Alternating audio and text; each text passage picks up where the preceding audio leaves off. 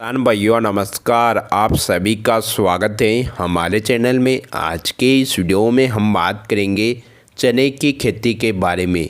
यदि आप चने की अधिक पैदावार लेना चाहते हो तो आपको कुछ बातों का ध्यान रखना बहुत ही ज़रूरी होता है। जैसे चने की सिंचाई सही समय पर करना। अनेक किसान भाई लोगों को सिंचाई का ध्यान ना हो पाने की वजह से कुछ किसान भाई लोग चने की सिंचाई पहले ही कर देते हैं, तो कुछ किसान भाई लोग लेट कर देते हैं। इस बात का ध्यान रखें। इल्ली का प्रकोप होने पर इल्ली की दवाई का छिड़काव करें। अनेक किसान भाई लोग कि एक भी बार इल्ली की दवाई का स्प्रे चने की फसल में ना करते हैं, तो यह भी उनकी बहुत ही बड़ी गलती मानी जाती है। इसके अलावा चने की फसल में कुछ किसान भाई लोग कुछ भी खाद का प्रयोग ना करते हैं, यह भी उनकी बड़ी गलती मानी जाती है। तो आज के इस वीडियो में हम बात करेंगे चने की फसल में प्रमुख 5 गलतियों के बारे में, जिनकी अगर आप सही समय पर ध्यान नहीं देते हैं तो आपकी 90% पैदावार कर सकती हैं, और 90% किसान भाई लोग इस गलती को ज़रूर करते हैं। तो अगर आप भी इस गलती को करते हैं तो आप इस गलती को ना करें। कौन सी गलती है, आप हमारे वीडियो को शुरू से लेकर अंत तक ज़रूर देखें, और वीडियो अच्छा लगे तो वीडियो को लाइक और अधिक से अधिक किसान साथियों के साथ शेयर भी ज़रूर करें। अगर आप हमारे व्हाट्सएप ग्रुप में जुड़ना चाहते हैं तो डिस्क्रिप्शन में दी हुई लिंक पर क्लिक करके जुड़ सकते हैं। दोस्तों, उनमें से हमारी पहली गलती आती है चने में गलत समय पर और ज़्यादा सिंचाई कर देना। जैसा कि दोस्तों, चने की फसल को बहुत ही कम पानी की आवश्यकता होती है, यानी कि चने की फसल भी 2 से 3 पानी में पककर तैयार हो जाती है। अगर आप चने की फसल में सही समय पर सिंचाई नहीं करते हैं और गलत समय पर सिंचाई कर देते हैं तो चने की फसल ज़्यादा बड़ी हो जाती है और उसमें ना ही फूल आते हैं और ना ही गेटे आती हैं। तो आप इन गलतियों से बचें। दोस्तों, चने की फसल में 3 बार सिंचाई की आवश्यकता होती है। पहली बार आप चने की सिंचाई 30 दिन के बाद करें। आप दूसरी सिंचाई फूल बनते समय करें, और तीसरी सिंचाई आप दाना भराव या गेटे बनते समय इसमें सिंचाई करें। अगर आप ज़्यादा पहले सिंचाई कर देते हैं तो भी चने की फसल की पैदावार ज़्यादा नहीं हो पाती है, और ज़्यादा लेट करते हैं तो भी आप चने की अधिक पैदावार नहीं ले सकते हैं। अगर आप चने की सिंचाई फूल वाली अवस्था पर कर देते हैं तो इसमें फूल भी कम आते हैं, इसलिए फूल से गेटे बन जाए यानी 90% फूल बन जाए, उसके बाद में आपको इसकी दूसरी सिंचाई करना चाहिए। उसके बाद आपको चने में किसी भी प्रकार की सिंचाई ना करना चाहिए। दूसरी गलती, इल्लियों के ऊपर ध्यान न देना।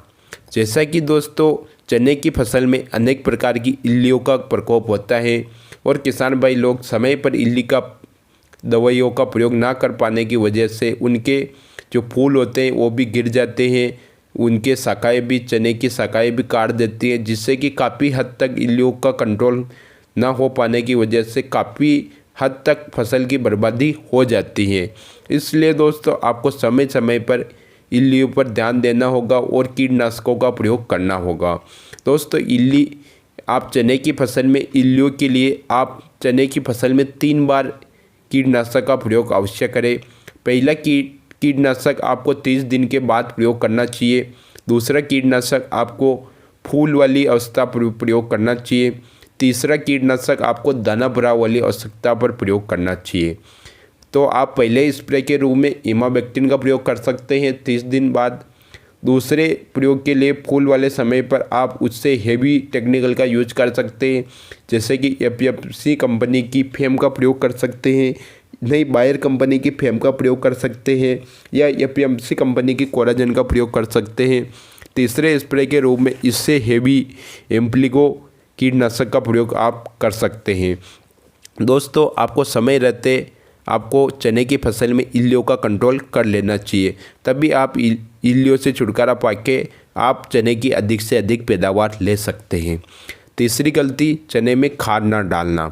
जैसे कि अनेक किसान भाई लोग चने की फसल में खाद ना डाल पाते हैं। मैं एमपी के नीमच डिस्ट्रिक्ट में रहने वाला हूँ। इस नीमच डिस्ट्रिक्ट के किसान भाई लोग चने की फसल में किसी भी प्रकार का खाद नहीं डालते हैं, तो किसान भाई लोग खाद ना डाल पाने की वजह से भी चने की अधिक पैदावार नहीं ले पाते हैं। तो आप जब चने की बुआई करते हो, जब चने की क्यारियाँ बना देते हैं, तो उस समय पर आपको चने की फसल में NPK 12-32-16 खाद का प्रयोग करना चाहिए। या फिर आप चने की पलेवा विधि से चने की बुआई कर रहे हैं तो उसमें आपको NPK 12-32 खाद का प्रयोग करना चाहिए। और जब आप चने की पहली सिंचाई करते हैं तो उस समय पर आपको यूरिया खाद का प्रयोग करना चाहिए। थोड़ी यूरिया खाद की मात्रा कम रखना चाहिए, लेकिन आपको यूरिया खाद डालना बहुत ही ज़रूरी होता है। यदि आपके चने की फुटान ना हो पा रही है, चने की ग्रोथ ना हो, जड़ों का विकास अच्छी तरीके से ना हो, तो उसमें आप PI कंपनी की बायोविटा या इफ्को कंपनी की सागरिका जैसी दवाइयों का प्रयोग भी आप कर सकते हैं। चौथी गलती 3G कटिंग करना। जैसा कि दोस्तों आप 3G कटिंग तो करते हैं, बहुत ही बढ़िया बात है, लेकिन आप सही समय पर 3G कटिंग नहीं कर पाने की वजह से भी आप चने की फुटान अधिक नहीं ले पाते हो। अगर आपके चने में पौधे का विकास नहीं हो पा रहा है, चने की फसल छोटी है, चने का पत्ता का विकास ज़्यादा नहीं हो पा रहा है, तो आप उसमें 3G कटिंग ना करें। 3G कटिंग करना चाहते हो तो उससे फसल बड़ी होना चाहिए, फसल की ग्रोथ अच्छी होना चाहिए, फसल में शाखाएँ ज़्यादा होनी चाहिए, तभी आप 3G कटिंग की कटिंग करें। पाँचवा आता है चने में उगटा व उमला रोग का नियंत्रण ना कर पाना। जैसा कि दोस्तों चने में लास्ट में जब गेटे बनने लग जाए या फूल वाली अवस्था होती है, उस समय पर चने में उगटा व उमला रोग आ जाता है। तो इस रोग के बारे में अगर जानकारी दी जाए तो ये जड़ों में रोग होता है और जड़ें में इसमें ऑटोमेटिक सूख जाती है और उसका नियंत्रण किसान भाई लोग नहीं कर पाते हैं।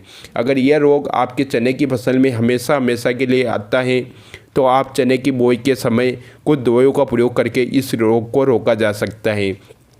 जब आप बुआई करें तो उस समय पर आप बीजोपचार करें। बीजोपचार के रूप में आप कार्बोक्सिन प्लस थायरम 37.5% टेक्निकल का यूज कर सकते हैं फफूंदीनाशक के रूप में, और कीटनाशक के रूप में आप थाइमेटोक्साम कीटनाशक का प्रयोग कर सकते हैं।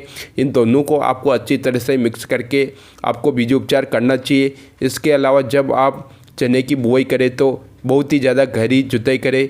आप 5 से 6 इंच गहरी जुताई करें। गहरी जुताई करने के बाद आपको इसमें काफ़ी हद तक उगटा हुआ उमला रोग से छुटकारा पाया जा सकता है। दोस्तों आप चने की फसल में इन 5 गलतियों से बच जाते हो तो आप चने की फसल की अधिक से अधिक पैदावार ले सकते हो। दोस्तों बस आज के वीडियो में इतना ही। वीडियो लंबा हो गया है और आपने वीडियो पूरा देखा है तो आप सभी का बहुत बहुत धन्यवाद। जय जवान जय किसान।